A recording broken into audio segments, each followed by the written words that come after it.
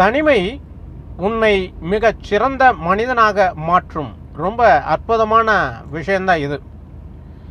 வாழ்க்கையில் ஒரு மனிதன் தனிமையாக இருக்கிறான் அப்படின்னு சொன்னால் அது தண்டனைன்னு நினச்சிக்க கூடாது.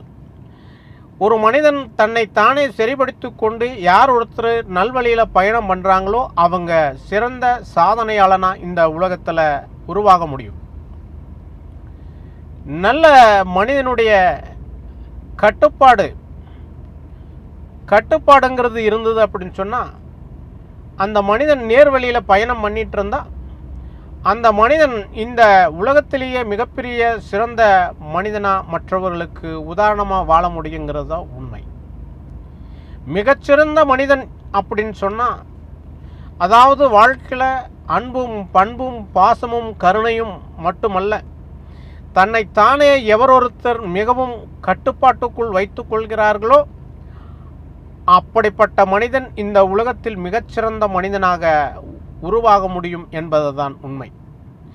இந்த உலகத்துக்கு வழிகாட்டியாக அதாவது ரோல் மாடலாக இருக்க வேண்டும் என்று நினைத்தால் கட்டுப்பாடு என்பது ரொம்ப முக்கியம். கட்டுப்பாடு ஒன்று இருந்துவிட்டால் அதாவது அதைத்தான் சுதந்திரம் என்று சொல்கிறோம். சுதந்திரம் என்றால் கட்டுப்பாடு என்று அர்த்தம். அந்த கட்டுப்பாட்டை எப்பொழுது ஒரு மனிதன் வலிமையாக தன்னிடம் கடைப்பிடிக்கிறானோ அவன் இந்த உலகத்திலே மிகச்சிறந்த மனிதனாக உருவெடுக்க முடியும் என்பதுதான் உண்மை. இந்த உலகத்தின் ரோல் மாடலாக இருக்க முடியும் என்பதுதான் உண்மை. அதனால் தனிமை எப்பொழுதும் உங்களை மனதை வருத்துகின்றது என்று நினைக்க வேண்டாம்.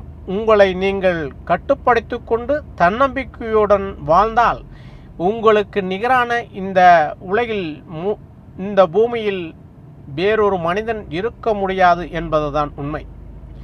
கட்டுப்பாடு என்ற விஷயத்துக்குள் நீங்கள் இருந்துவிட்டால் நீங்கள் இந்த உலகத்துக்கு அழகானவர்களாக மாறிவிடுவீர்கள்.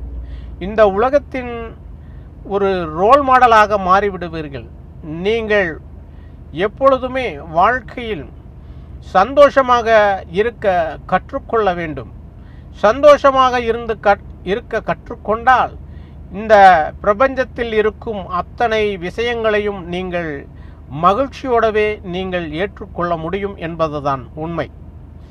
நீங்கள் எப்பொழுதுமே ஒரு பிரச்சனையை கண்டு நீங்கள் மனம் தளராமல் இருந்துவிட்டால் உங்களுக்கு நிகரானவர்கள் இந்த உலகில் யாரும் இருக்க முடியாது என்பதுதான் உண்மை.